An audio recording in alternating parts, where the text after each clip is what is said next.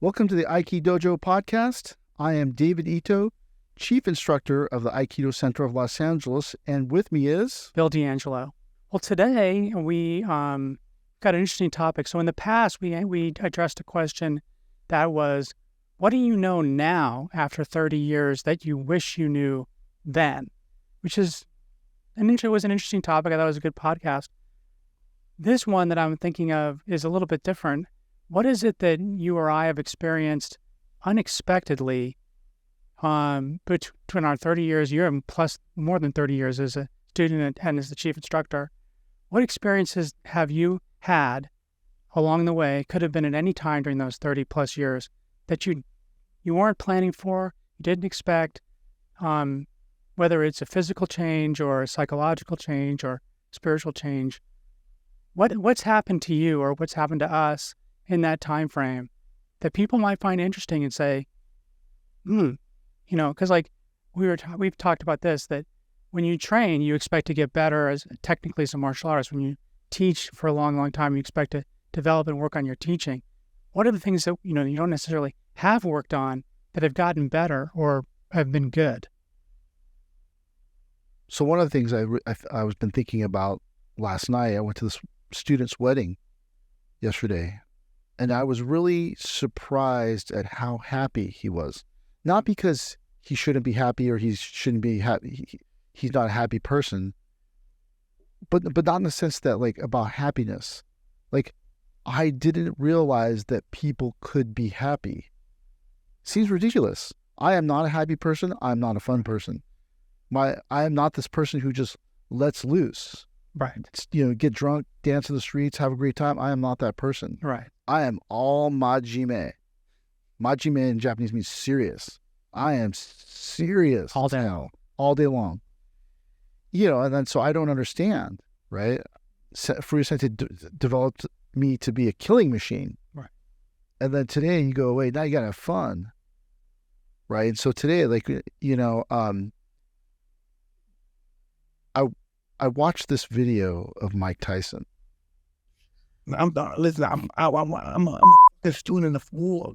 I know all the warriors from Charlemagne, Achilles, the number one warrior of all warriors. From there, Alexander and Napoleon, I know them all. I read them all, I studied them all. I know the art of fight, I know the art of war. That's why I was studied. That's why I'm so feared. That's why they feared me when I was in the ring, because I was annihilated. That's all I was born for. Now those days are gone. It's empty. I'm nothing. I'm working on being the art of humbleness. Can you be with me? That's the reason why I'm crying, because I'm not that person anymore. And I miss them. Because sometimes I feel like a bitch. Because I don't want that person to come out, because if he comes out, hell is coming with him. And it's not funny at all. It sounds cool. Like I'm a tough guy. It's just I hate that. I'm scared of it. So in that video, right, that's the way I feel. Right. Everything that Tyson's saying is the way I feel. Right. What about the part where Tyson is referencing feeling that there's this period of experience he has where he says not fighting, he feels empty. Yeah. Is working on something different. Yeah. That is the thing I did not expect. And it's not a benefit. It is a good thing, but it's not it's. You don't think of it traditionally as a benefit. Right. Is that you are bred to fight. We learned Aikido as a martial art. Right. There was no backing down. If someone came in and then you didn't thrash them, Sensei went off on you. Right. Sensei would say, I'm going to strip that 3rd degree black belt. A guy came in once. Yeah. Well, this guy came in once and he was a big guy, about a white belt, and he wasn't a bad guy or anything like that. And then he tried to jam my kotegaishi. And then I just let him. And then I just went hey, man, just let it go. Just, you don't have to jam me. Just relax. And then I threw him down. But he wouldn't let it go. No, but still he was fine. And then afterwards, Sensei goes, why did you just throw him down? And I go, he's not resisting me. It's just, he doesn't know any better. And Sensei goes, next time you just throw him down. If you can't throw him down, you just give up your 3rd degree black belt. And you're like, oh, okay. And then Sensei didn't outright tell us that we should be beating people up, but that was the spirit of the dojo back then. Underlying message. Yeah, remember I talked about in the last podcast that the dojo was like gladiator's arena.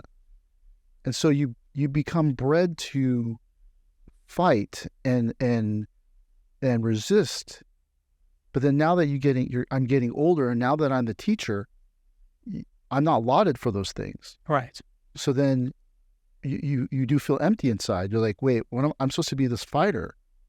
So people tell me how spectacular my butt kickings are, right? And then now they don't tell me that. And then I'm supposed to be humble. I'm supposed to be positive.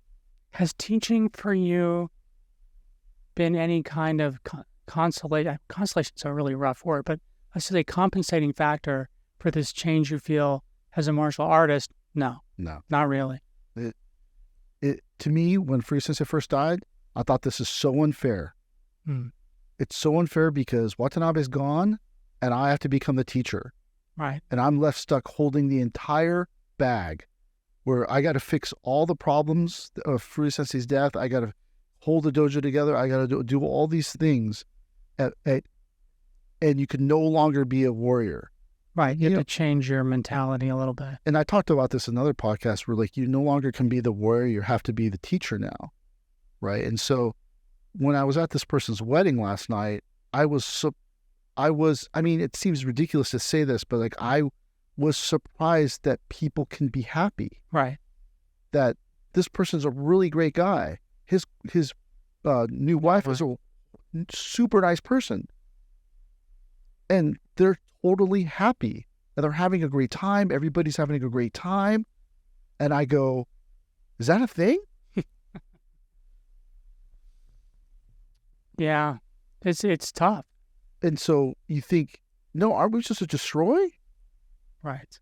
And like, I've been at war for so long that I did not realize that you're supposed to be happy. You're supposed to have fun. You're supposed to have contentment.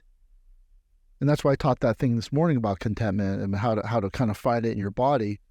But like we weren't bred for that. Right. We were bred to be serious. You're laughing, I'll give you something to laugh at. Right. There was nothing but dead serious. When people ask me what Furuya Sensei's style is, his style of Aikido, I say he's dead serious. Right. Dead serious. There was a time when we used to teach in the Santa Monica dojo, and then after class, they would give me a check and I'd have to drive it back to the dojo. They always spelled Aikido wrong. And you'd fix it? Well, no. The first time, Sensei made me drive back and make them fix it. And like a total idiot, I drove back in traffic to Santa Monica and back to have them fix it, rewrite it. So then subsequently, I just, fix it. I would just write the I in there. Kept a couple different pens. So they spelled Aikido? Yeah, something like that. But the first time Sensei made me drive back and fix it. And I did because I thought, what if he checks? What if he calls? He'll find out that I didn't do this. But then the subsequent times, I just doctored the envelope to make it look correct, and he never knew.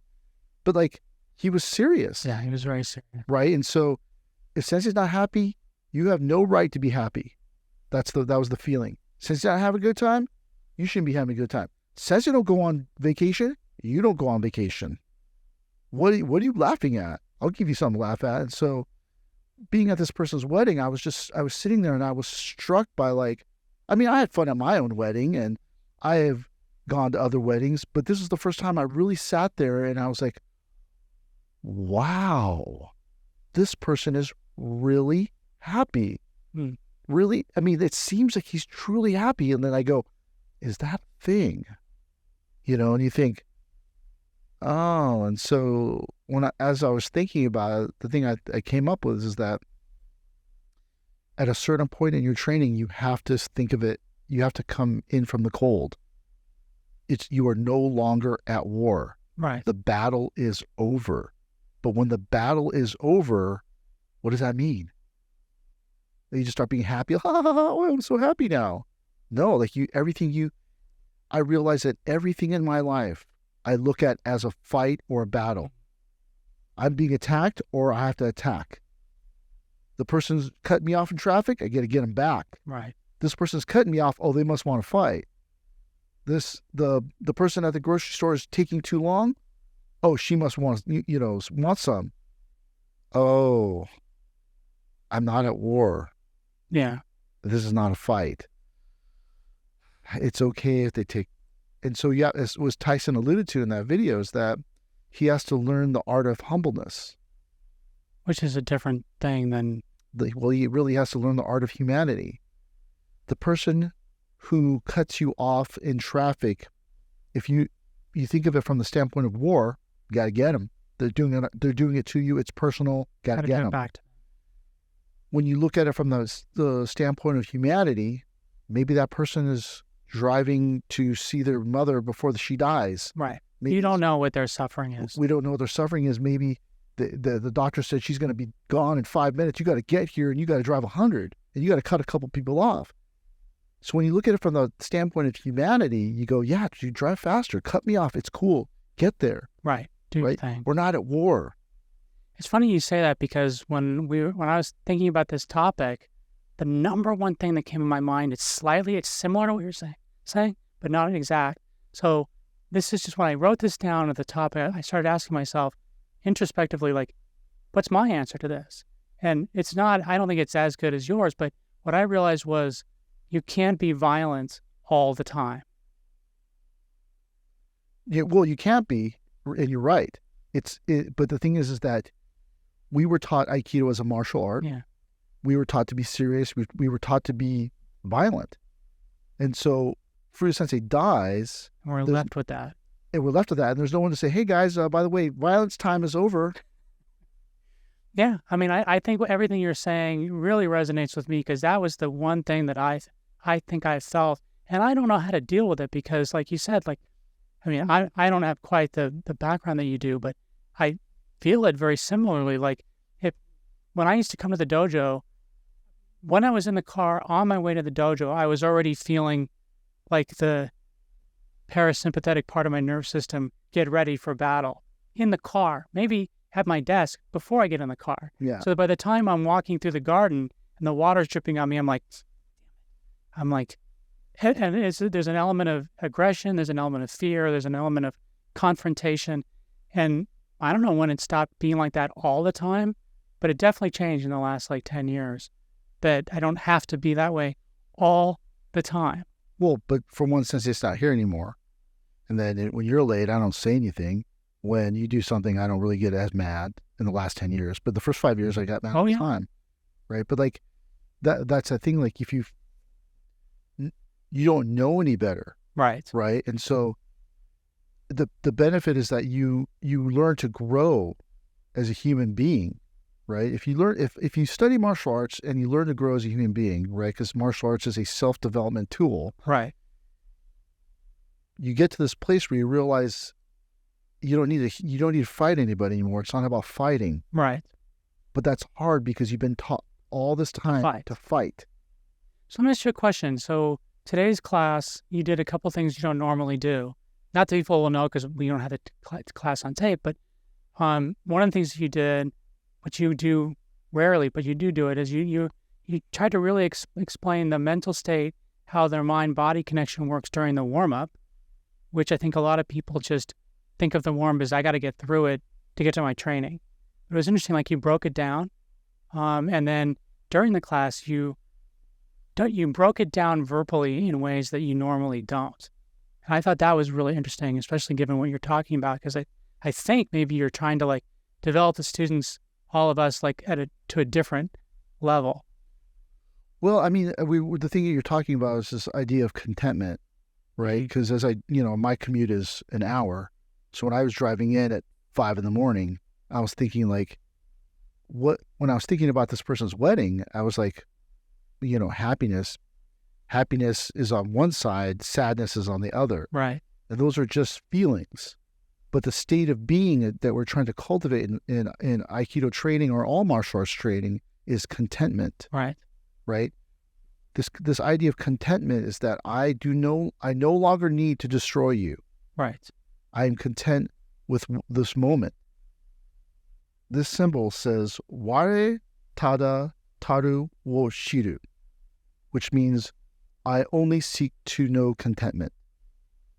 So that is my favorite, saying, whatever it is I only seek to know contentment.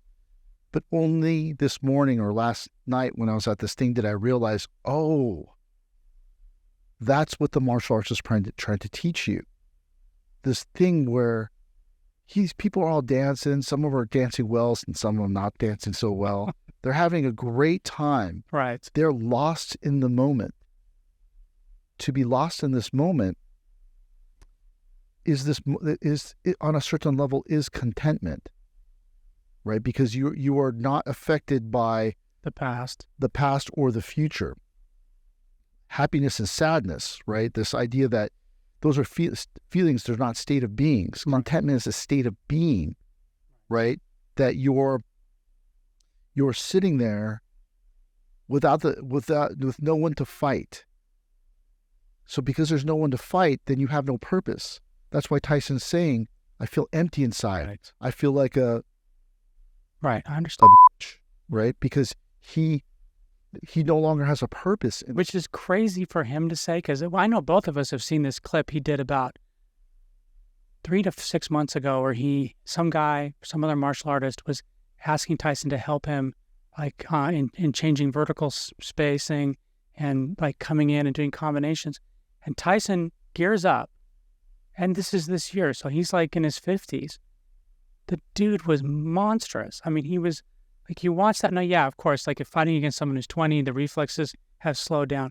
But still, the way he moved, what he did, I was like, dude, like, people would be a fool not to be afraid of you, given. So I just find it interesting, like that, having put those two videos together, having watched one and the other, and they're both from this year, like he feels that way. But but the thing is that what he has come to understand, which he probably has not been able to verbalize, is that the destruction of others is empty. Right. And because it's empty, your whole life, you've been the destroyer. But gearing yourself up to be the destroyer. And now that you become this destroyer, it's empty. So then, what is my purpose in life? Who am I? Without it, people don't clap. Without it, people don't shake my hand. Without it, who am I? Right. And then now I must be humble. Now he must train people, help people, talk to people. He can no longer punch people in the face. Right. He is no longer at war. So when you're no longer at war, what is your purpose? And I guess my follow-up question to that is, at least in Aikido, in our dojo, whether we like it or not, people have gotten older. Some teach, some don't. But if you're teaching, that's as I think you've referenced this in the past many times. There's an element of teaching that's a different path from being the destroyer. Tyson, I don't want to overly speculate, but I mean, he's an incredibly skilled person. But my guess is that maybe he doesn't want to train boxers. But see, like, that's not the point. It's what you're geared to do. Okay. So the other thing I was thinking about is that he's in a transitory space. Okay.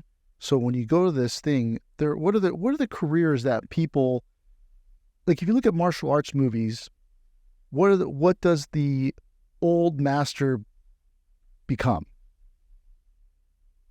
No, kung fu movies, martial arts movies, samurai movies. What does the old martial arts teacher retire into? Well, this is just a guess, but like the first thing that came to my mind was sort of like a bodhisattva kind of. Yes, they become a priest or a pastor. Right. So you look at the NFL, NBA, Major League Baseball. Look at all the high level people that become pastors. Right. Because they have to translate or transfer this discipline into something else. In a positive way. Not in a positive way. There's no place else to go. Right. So a lot of them turn to religion. Right? Because remember, a lot of these people acted really badly when they were professionals. So it's a type of moral compensation? Some of it's moral, but some of it's this discipline that you're like trying to find this discipline. So some of them become teachers. Right. Some of them become healers. Some of them become priests because they're trying to become sagely. Right? And so you move into this space where you become this other person. And what's the other career that a lot of these people do? And I'll give you a hint. What's Bo Jackson doing? We don't know what Bo Jackson's doing. Bo Jackson is a huge businessman. Oh, he is? Oh, yeah, huge. What did George Foreman do? businessman. Magic Johnson. Because Magic Johnson, you parlay this discipline and mindset into making money. Right. Right. So some of them do that. And become very successful. What do other people do? What's the other pitfall that they end up doing? So you've got religious change, business mogul. The one that I think some of them do, like, who's that really famous football player? Deion Sanders. So Deion Sanders now he's a head coach. Well, that's teacher, right? Right, becomes a teacher. But what's the other thing people go do? Drugs? I don't know. They go to jail. Oh, yeah, but they commit crimes. They commit crimes because, for one, they're trying to make money. They're trying to get the glory back. They're acting badly. Right. Right? They don't know how to handle retirement. Look at Tyson. He could easily become a criminal. Right. Because he's upset. He's emotional. He's doing all these things, and he did time. Well, no, I'm talking about right now. Yeah. He goes off and does time because you end up getting involved in the wrong things because you don't have any place to go. Right. The cheering stopped. The money ran out.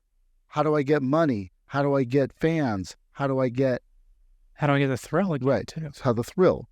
You commit crimes, right? And then you go to jail. So that is the gangster, or I don't know, you would even call it, but like in martial arts movie, it's always Ben Hung, the disgraced Shaolin monk, right? In Iron Monkey, Ben Hung says, it's a Chinese poem,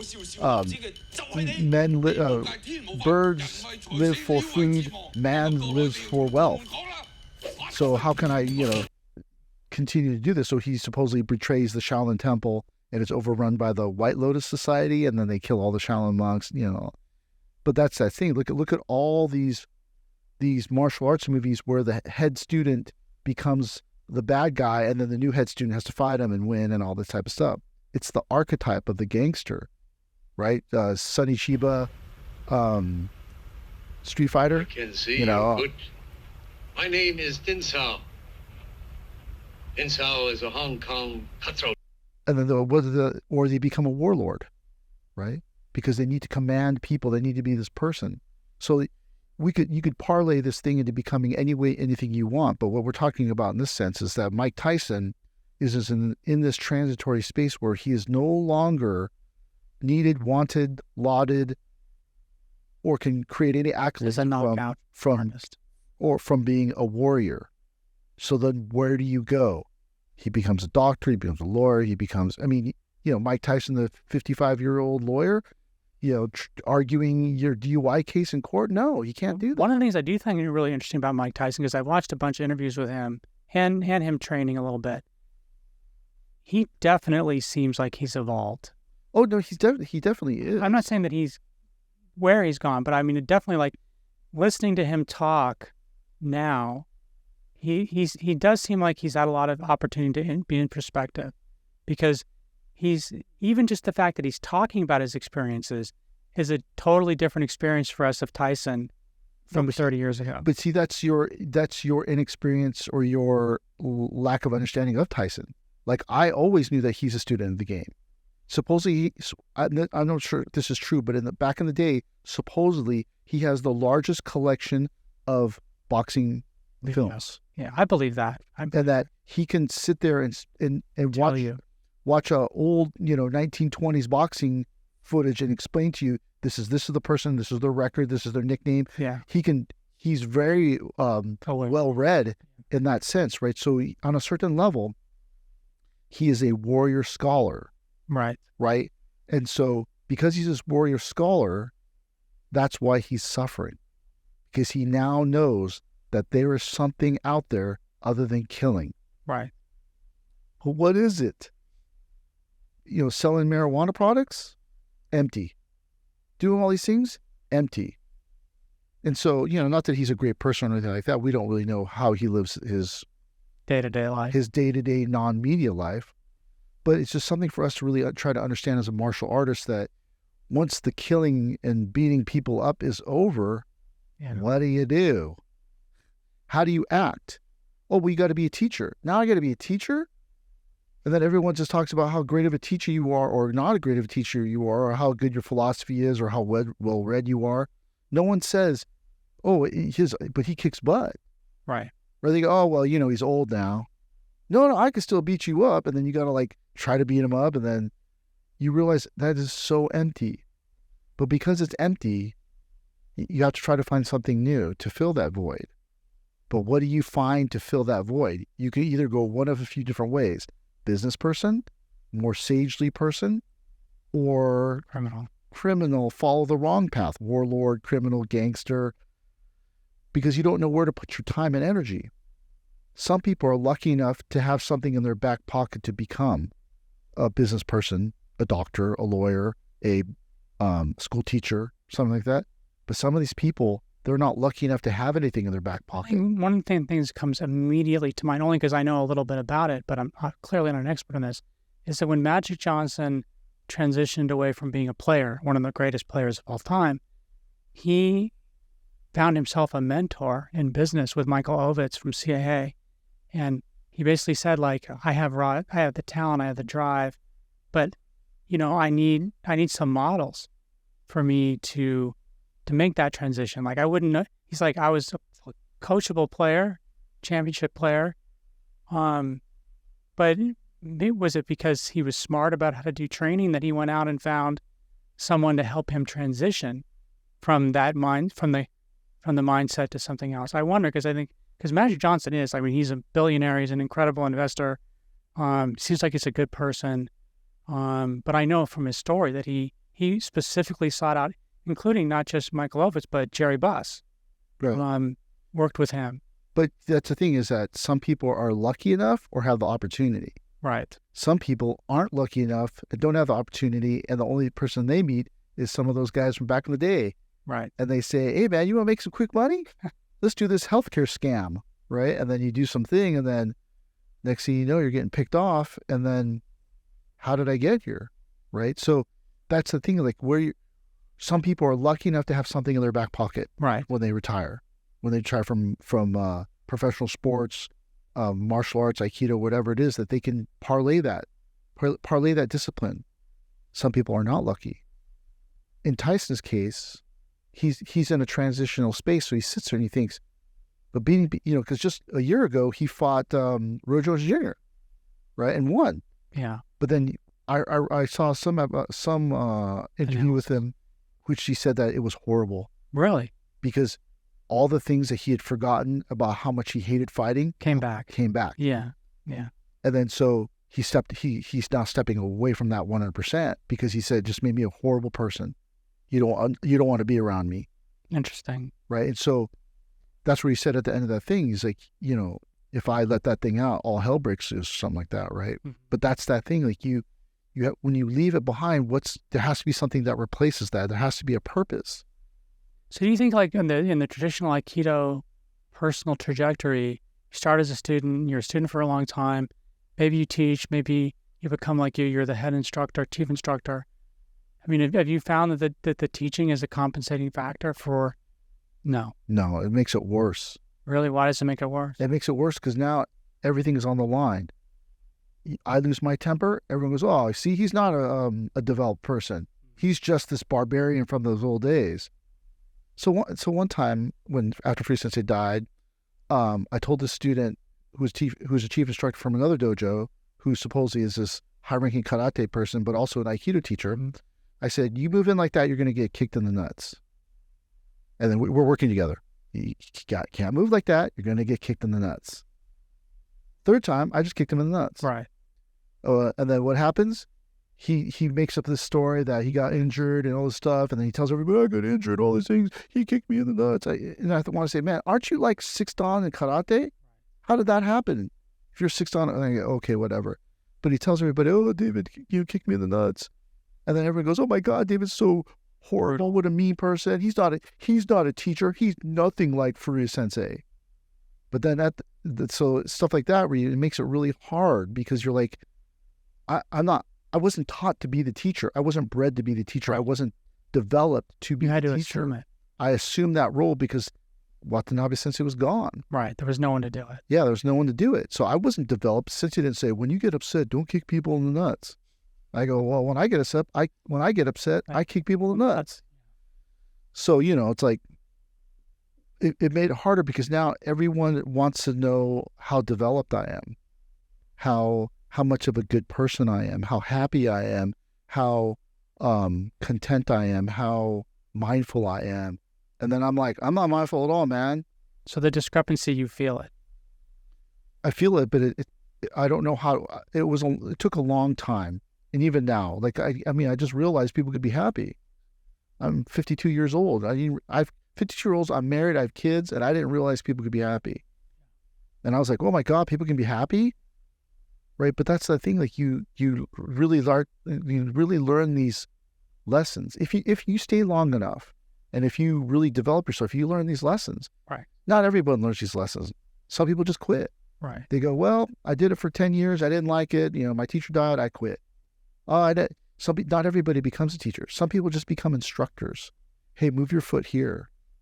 And then that's all they're good for. Unfortunately for me, I became a teacher for some crazy ass reason, Right. which it wasn't something where I said, I want to be a real teacher. It just kind of happened. And so now I'm always judged by the metric of being a real teacher. A real teacher doesn't kick people in the nuts. A real teacher doesn't lose their temper. A real teacher doesn't get in fights. And then here I am kicking people in the nuts, getting into fights, doing these things, and I go, I'm suffering because I am a warrior. I am not a teacher. I had never thought that I would be a teacher. What's the in your mind, now having done both for a really long time, what's the big difference between being a student and being the instructor? When you have a problem, you smash it when you're a warrior.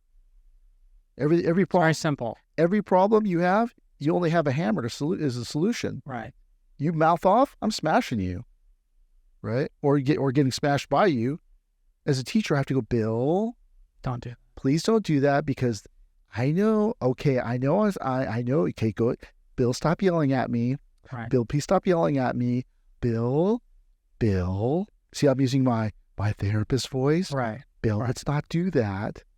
And then, but then the warrior me goes, just kick this guy in the nuts. Right. And then you go, you can't do that because you're the teacher now, and all these different things and there's responsibility that comes with that, and that responsibility is a huge burden. Everything I do can be misinterpreted. Okay. Oh, David gave this person this. David didn't give this person this. David this thing, and then you go. So that's the thing is you have to learn, and then that's really, really hard. And so for like Mike Tyson, the art of where did you go to learn the art of humbleness? That's why he asked Sugar Ray, "Can't you help me?" Right. Well, maybe he thinks that Sugar Ray somehow has the answer.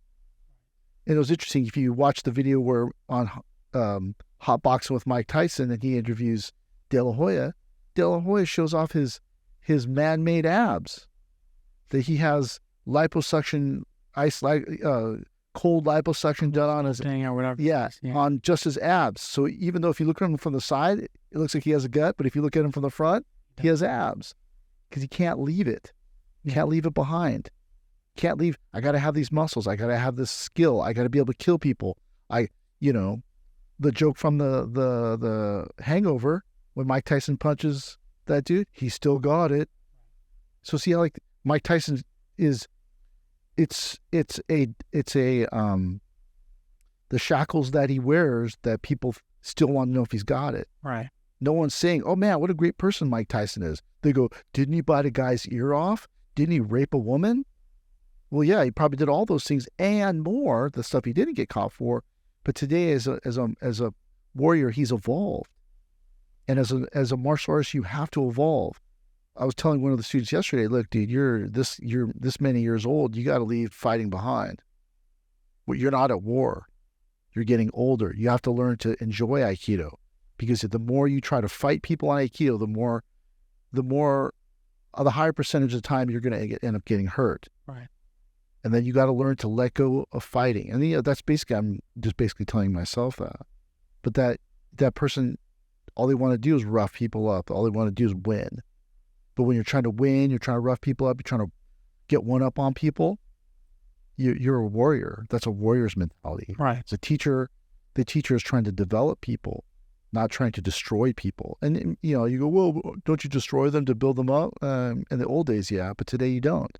Mm-hmm. Right. And so we think about like these unintended benefits. I mean, it's a benefit. I understand it's a benefit, but it's such Doesn't feel like one. It's such a painful benefit that, there was one time when I was holding my daughter, and she was maybe 2 years old, and my son was like 3.5, 4 years old. And I was carrying him to the car, and my son was about to touch dog poop. And I go, don't touch it, don't touch it. And in that moment, I remembered, if this was my dad, he would have just kicked me as hard as he could To get you away from to get it away. But I would never do that to my own son. And I went, and you got to break the cycle, break the chain from the past and not do these things. And it's really hard because he will never have touched dog poop after that. I guarantee if you'd have kicked him as hard as you could, but then the PTSD from getting kicked by your dad as hard as he could is like, settle in early. yeah, but my dad would have just kicked me as hard as he could, right?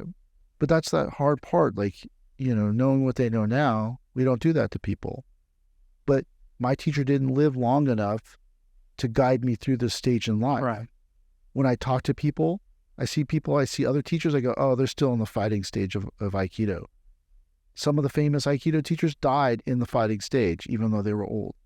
They still got it. I still got it. I can still grip it and rip it. And, I heard somebody talking about, those are just demonstration teachers where all they do is demonstrate that they don't teach the technique. They just demonstrate it. And these guys teach it. They don't really demonstrate it because they can't do it. And that's different. Those are two different types of things. But the whole thing is that I don't have a teacher that I can go, hey, what do I do now? So, I mean, what the first thought that came to my mind about this is, this might be particularly a problem with a martial arts dynamic between growing as a student, becoming a teacher. Because I think of others, Aikido's not a sport, but other physical activity that are sports where people, you're a star linebacker on a football team for 10 years, let's say, and that's probably a long career. And then after that, you work your way up to becoming a coach. But when we look at coaches in football, we don't expect them to still be able to run a 4 flat 40, but we expect them to know how to teach to run a 4 flat 40 or whatever the skill set is. But we don't expect football. The only thing I think where we still expect it is the football coach still has to have the winning mentality, but he isn't expected to win the battle himself. Right. And so, what you're kind of talking about is this other thing that I didn't really say. It's like you have Gangster, you have Sage, but you have this person that becomes quasi teacher, and that's a coach. Look at how many of the coaches in the NFL are overweight. Most of them. Yeah. Is that healthy? No. They're not living healthy lifestyles, so they can't let go of fighting mentality. So see how you can't let it go. So because you remember some of the martial arts movies or cowboy movies and military movies, they always have the old warrior, and the old warrior's like, you got to go around the back, do this thing, and all this stuff, and then you follow advice, and then in the first 3 minutes of the battle, that old hand gets killed. Yeah. Right? The reason why is that person still is engaging in war, even though they're way past their expiration date, right, way past their prime. And then that person, it's unhealthy because you cannot be competitive anymore, but then they have no other place to go. So that's what happens to Mike Tyson, that he's got no other place to go. So he's 60 fighting at the, Orange County Fair because he can't let it go. And so he's 60, he's got a huge gut. He's taking on 3 guys and, and all this stuff. And then he's getting paid a little bit of money, smokes some pot in between, and he got no place to go. It seems like anything with competition in it can go this route. Right. But I'm thinking I grew up watching boxing. I know you grew up as a boxer. Boxing, back in the day, was an incredible skill. It was incredible drama. But how many fighters, even the greatest, George Foreman, Muhammad Ali, they continued to fight way past. But why do they do that? But they're not able to change. And they need the money. Yeah, and the money. Right? Cassius Clay, right? Muhammad Ali, he was banned from boxing in his prime. Right, because he was in jail. Well, he wasn't, in jail, and he was banned from boxing for avoiding the draft in his prime, right? George Foreman's fighting in his 40s or whatever it was, because 50s, but he needed the money. Yeah. And only then did boxing become big business, right? But the thing is that like it becomes unhealthy. Yeah. Because you're not doing it. You're past your prime, so you're engaging in something which is unhealthy. And so like when we talk about students, they have to leave the physical technique. They have to give up this idea of war, and then they can just have fun. But a lot of still playing competitively, fighting competitively. I know one competitive fighter who their head student told me he does steroids, and then he won and was going to give up. It was going to retire, but then because he won, he got addicted to it. He's going to do another year and do more steroids, right? And you think, wow, but the person like all that person cares about is having the gold medal, so that they can say that they're the current champion and get more students and make more money. But that's the thing, like you have to transition, right? I was going to read, I wondered if John le Carre's book, The Spy Who Came In From the Cold, that's kind of an interesting idea. I wonder if it's about this transition, this transitory person who's transitioning out of becoming a spy, because the battle is over. What are you going to do? Right. Well, break glass in case of battle, but what do you do in the meanwhile? Right. What does Tyson do? Bag groceries? Become a bouncer at a bar? He's not going to become a cop. He's, he's done some acting. Well, yeah, but I'm just saying, like, where do these people go that aren't Tyson? They devoted their life to beating people up, and now the only place for them to go is bouncer, right? Security guard, TV show person. I mean, there's no place for you to go. So you have to transition. You have to grow up. You have to evolve. But what if you don't have the skills to evolve? You need help. Not everybody gets help. No, I know. I'm just saying, like, what comes to my mind is if you're having a hard time making that transition, finding people who've already gone through it or know what it's about. Like one of the other thoughts I had about this podcast question was, I don't think most people join a dojo for community. In fact, I think 99% don't join it for community. They don't, but they stay because of community. Yeah, I mean, that was the thing, is like that was something that was, I did not even think about it when I started Aikido. I didn't think like, oh, I'm going to make a bunch of really good friends that are going to last a lifetime and change my life. No, I was like, I want to learn martial art. Like, I'm here, show me. But I think that's another unexpected benefit at not the best, but at schools that help you with the spiritual journey, because it's easier to do a journey when you've got compatriots in the boat with you. If you're rowing all by yourself, it gets windy, you get sick, you can't keep rowing. But when you have other people, they don't need to be mentors even, just other people that you have community with and you share each other's battles, the battles are easier to bear when you're not alone. Right. So it's the merry men, right? Yeah. But that's the thing. Like you come for the techniques and killing, and you stay for the friendships. Right. Right. But like, that's a huge benefit, though. Well, it's that huge benefit. But a dojo is supposed to be this generational entity, right, where you have guys that have been studying Aikido for 40 years, 30 years, 20 years, 10 years, 1 year, and all the way up. And each one of them, let's say you're a 10-year guy, and then you could go to the 40-year guy and be like, hey, man, I'm experiencing this thing. They go, what do I do? This is what I would do. Oh, and then it goes all the way up the levels of the Shaolin Temple. And if those guys don't know what to do, then you got to go see the abbot. Right. But today's martial arts schools aren't like that. We don't have these levels. We don't have these people. We don't have these levels of development. There is no abbot. Maybe there's no abbot. There's only the abbot. Right. Right. And then you have no way to figure out how to get to the abbot's level, right? Because the problem you're having is a 10-year problem, a 12-year problem. Right. So there's no 20-year person to go, hey, I wouldn't do that if I was you. Right. And then you make these mistakes. And then where does Tyson go? Tyson has to find someone to help him transition from being world heavyweight champion Mike Tyson to just Mike Tyson. So that's, it's a great question. The first thing that came to my mind about that, though, was if you're a champion boxer, there's no way you can become a champion boxer or martial art without a group of coaches and people that teach you.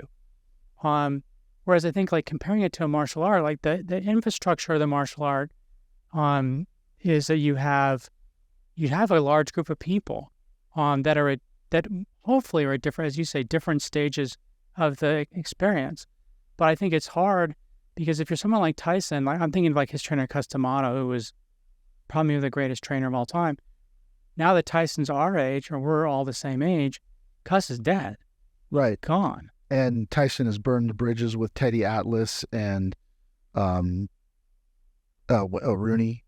They say you can't go to those people. Right. He can't call them up and say, hey, what do I do now? Ideally, Customato dies, you're in this camp, you have Rooney and Atlas, and you're moving through the ranks, and then you fight all these people, you win, you retire, and then the three of you bring the people up. And but then it didn't work out like that. So it doesn't work out that way for a lot of people. Almost nobody, right? You're very lucky if you have a successor. You're very lucky if you have a mentor. You're very lucky if your teacher lives long enough to see you graduate out of the blood and guts stages of martial arts. Right. So today you think, what do these people do? You got to get a therapist. You got to do all this stuff. You got to get a life coach, and that I totally get what Tyson's upset about, right? Because the person that you were before, that you spent 20 or 30 years becoming, is now the person that no one wants you to be. It's in your way. Yeah. Everybody wants to know, wants to read my writings. They want to, watch my videos. They want to watch this podcast, but they're like, yeah, no, I don't want to find out how to beat people up. I don't want to know how to use Aikido in a street fight. And you're like, okay, I got all this excellent, interesting skill and techniques that nobody wants. And then you go, and those are the things, we were talking about this idea in the beginning about fun and happiness. The only thing that I derived any type of fun from in Aikido was thrashing people, showing people what's up, one-upping people. But now you don't have that no more. And then you go, oh, because if you do that to people, they leave. If you do that to people, they get upset. If you do that to people, they get injured. But is there any holdover effect of this mental state that you could use where you're not only the chief instructor, but you're the head of your own Aikido organization? And so to some extent, you're trying to develop other dojos, you're trying to bring in other dojos, you're trying to maintain the certain level of teaching across, generations. Do you? Well, I mean, obviously you would have an understanding of what we consider quote unquote right, correct Aikido, right? But that's the hard part. Like you go to this, we had a group in another country. I told the guy, you got to know the difference between Ikkyo and Nikkyo. Right. And I told him that in private. And then he told everybody, this is my friend and my teacher. And then 6 months later, they left our organization for another one. And they promoted him to another rank. But I go, dude, this guy doesn't know the difference between Ikkyo and Nikkyo. Right. Okay, I guess Aikido's like that, right? But like, that's the thing. Like you have to learn to do Aikido without the fighting. Right. Right. And then you have to learn what. And then you really learn a lot about violence doing a martial art. And then you really learn the emptiness of violence when you become a teacher, right? When you become a high-level practitioner, you realize, like, I've talked about this in other podcasts, is that how I came to learn that violence is bad.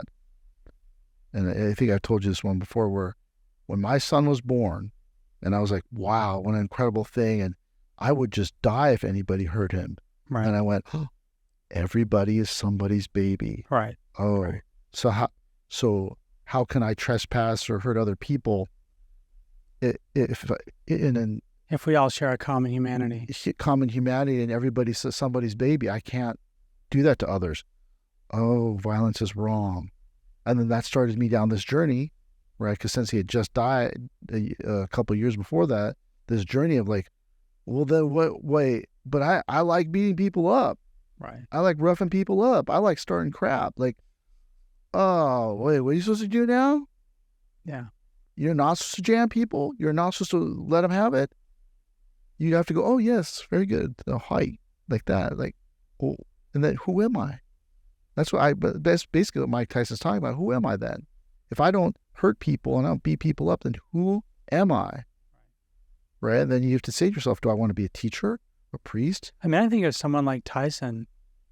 He's got an incredible skill. I don't mean like his fast hands. I mean, he's, as you say, he's got this encyclopedic knowledge of this activity, this sport, which is a violent sport. But in a way, it seems like he may say that he feels empty, but I think people benefit a lot from listening to him. Right. But what you're alluding to is that he should become a coach, right? Not even, so I was thinking something even crazier. I was thinking he could even just become a philosopher. Well, he could, but he can't. Not yet. Well, you gonna listen to a guy who has no college education? So he's... When I think of, like, there's lots of different kinds of philosophy, right? There's scientific philosophy, there's logic, and then there's moral philosophy. And I mean, I think he has a lot. Well, I know, but what you're talking about is to pontificate about things without having a structure, which is dangerous, because what ends up happening? More ego. People tell you how much they love you, and then you end up having sex with all your assistants, followers, and then you go, wait, what the hell just happened here? Because there's no structure. And that's why these other people go to Christianity, Buddhism, and whatnot. But the thing about it is that he still doesn't know how to keep the animal in its cage. And that's why he's afraid. I do not drink alcohol, right, because I'm afraid that if I drink, someone's getting punched in the face. Right. So I go, I don't drink alcohol. Well, why don't you think, well, I heard it's a really good escape and it makes you feel good. Maybe I should do that. But then I go, ooh, one of these people that annoys me is getting punched in the face. Right. And I got like little man syndrome, right? I already have a chip on my shoulder and I'm not drunk. So I don't want to drink because I don't want to let out that animal, demon, the tiger. And then, so Mike Tyson is the same thing. So he could become a philosopher, except for you run the risk of it becoming cultish. You run the risk of it being abused by somebody. I totally agree. But I think, like, even looking at the clip that we're showing in this episode, one could make the argument he's already a philosopher because... No, you're not wrong. He is. But it's unchecked. It's right now he's emotional. How did Mike Tyson come to be with Don King? Do you know? I don't remember the Don King story now. So the story is that... I know. Well, it is, it isn't. Is that at Bill Clayton's funeral, so Customado's passed away. Bill Clayton is the manager. Right. At Bill Clayton's funeral, Mike Tyson's all distraught. Don King strolls in and signs Mike Tyson at the funeral. Right? So that's why it's like he could be easily manipulated, because he just, right now, what Tyson's talking about are just some things he read on page 17 of this book. Oh, be like water, my friend. That's what Bruce Lee said. Right. But do you really understand that? And to understand that, you need training. And then to guide others on a philosophical journey, you need training, because training is what prevents you from falling into the pitfalls. And even modern religion, Buddhism and Christianity, these guys fall inside of their churchgoers, right? Mm-hmm. How many of these guys get caught up in sex scandals, and they're classically trained, right? But that's what the point is that it's dangerous for Mike Tyson to become a philosopher and write books and all these things, because like Bruce Lee, be like water, my friend. Yes, everybody, I came up with that. Oh, wait, Lao Tzu said, be like, oh, wait, no, I mean, yeah. And then everyone starts saying, no, Bruce Lee said, be like water. But actually, it was Lao Tzu. The other thing that I was thinking about this, and I hear what you're saying about the dangers of that people then get lionized for writing certain things. But the other thing that I thought when I was doing this podcast topic and I was prepping for it, and this is kind of a different vector, is that I realized that, like, to do this, you have to have a long game mentality.